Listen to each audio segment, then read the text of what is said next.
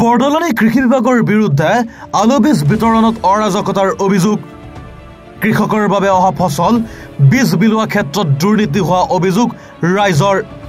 চৰকাৰে খেতিয়কৰ বাবে সময়মতে আলু বীজ যোগান ধৰিছে কিন্তু সেই ফসলসমূহৰ বীজ প্ৰকৃত খেতিয়কে নোপোৱাক লৈ বিষয়াৰ কাৰ্যালয়ত উত্তপ্ত পৰিস্থিতি বৰদলনি কৃষি বিভাগৰ কাৰ্যালয়ত আলু বীজ বিতৰণ কৰি থকা সময়তেই বৰদলনি আঞ্চলিক ছাত্ৰ সন্থাৰ এটি সজাতি দল উপস্থিত হয় কাৰ্যালয়ত উপস্থিত হৈ আলু বিতৰণত অৰাজকতা সৃষ্টি দেখা পাই ৰাইজৰ অভিযোগসমূহ বুজ লয়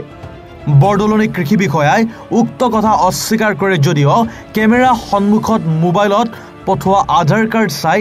আলু দিয়া বুলি মন্তব্য কৰে বিষয়াজনে যিসকলে আবেদন কৰিছে হেকল প্ৰকৃতাৰ্থত খেতিয়ক হয় নে নহয় তাক লৈ অভিযোগ আনে বিষয়া কাৰ্যালয়ৰ সন্মুখত এৰিও বিষয়াগৰাকী উপস্থিত হৈ ৰাইজৰ লগতে দল সংগঠনৰ অভিযোগ লয় কিন্তু এইসমূহ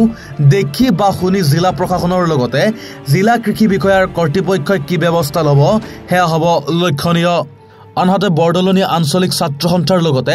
জিলা বিভিন্ন জাতীয় দল সংগঠনে প্ৰশাসনক উক্ত ঘটনা তদন্ত কৰিবলৈ দাবী জনায়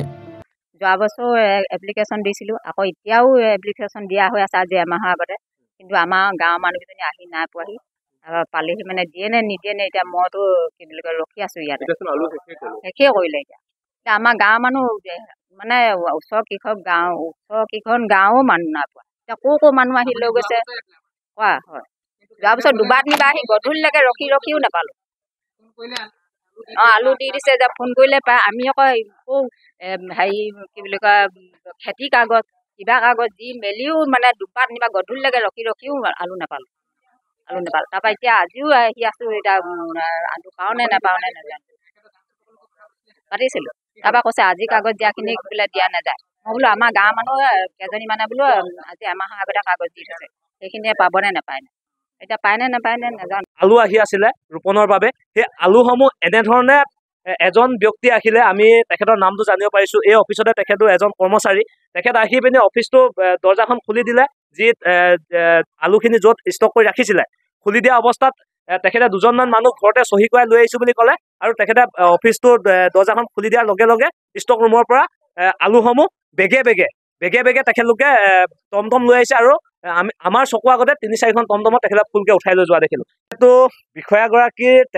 তেখেতক আমি যেতিয়া সোধা পোছা কৰিছিলোঁ বা আমি বিষয়াগৰাকীয়ে জানিব চেষ্টা কৰিছিলোঁ যে যিসকল শুদ্ধ কৃষকসকলে এই ক্ষেত্ৰৰ পৰা বঞ্চিত হৈছে কিয় তেখেতলোকৰ যি প্ৰাপ্যৰ পৰা তেখেতলোক বঞ্চিত হৈছে কিয় তেখেতৰ লগত আমি আলাপ আলোচনা কৰোঁতে বিষয়াগৰাকীয়ে তেখেতে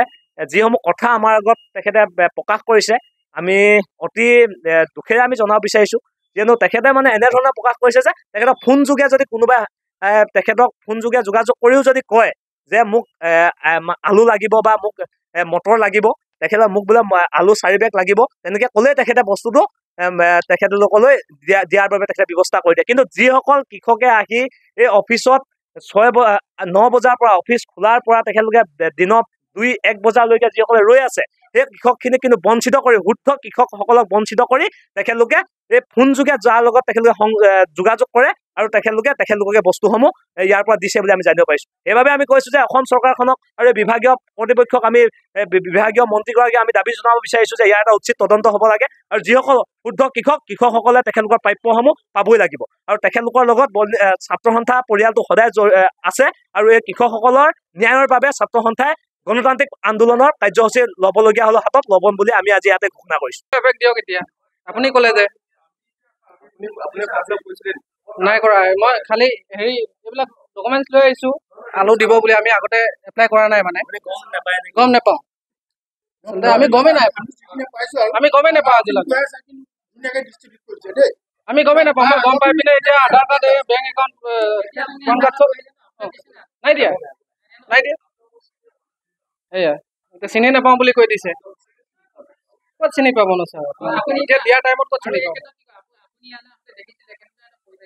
চবে থপিয়াকে লৈ গৈছে আলু যোনে পাব লাগে সিও নিছে যোনে পাব নালাগে সিও নিছে আমি অৱহেলা কৰিছেতো অৱহেলা নকৰাকৈ এইটো হ'ব নেকি সেইকাৰণে মোক আলু এবেগ দিয়ক আধাৰ কাৰ্ডখন দিওঁ আপোনাক জুবিন গাৰ্গৰ গীতসমূহৰ ওপৰত আধাৰিত গানে কি আনে নামৰ এটা সুন্দৰ অনুষ্ঠান আপোনালোকৰ ওচৰলৈ আহি আছে অতি শীঘ্ৰে অহা 15 আগষ্টৰ পৰা ধেমাজিৰ পৰা প্ৰথম অডিশ্যন আৰম্ভ হ'ব আৰু সেই অডিশ্যনৰ যোগেদি বিভিন্ন কণ্ঠশিল্পীসকলে যিসকলে এই অনুষ্ঠানত যোগদান কৰিব বিচাৰে তেওঁলোকে এই অডিশ্যনৰ যোগেদি আগবাঢ়ি আহক আৰু জুবিন গাৰ্গৰ বহুত ভাল লগা গান আমি সদায় শুনি আহোঁ আৰু আপোনালোকৰ যদি ভাল লগা গান থাকে জুবিন গাৰ্গৰ আপোনালোকে গাই ভাল পায় তেন্তে অডিশ্যনত যোগদান কৰক মোৰ ফালৰ পৰা আন্তৰিক শুভকামনা থাকিল এই সম্পূৰ্ণ অনুষ্ঠানটোলৈ ধন্যবাদ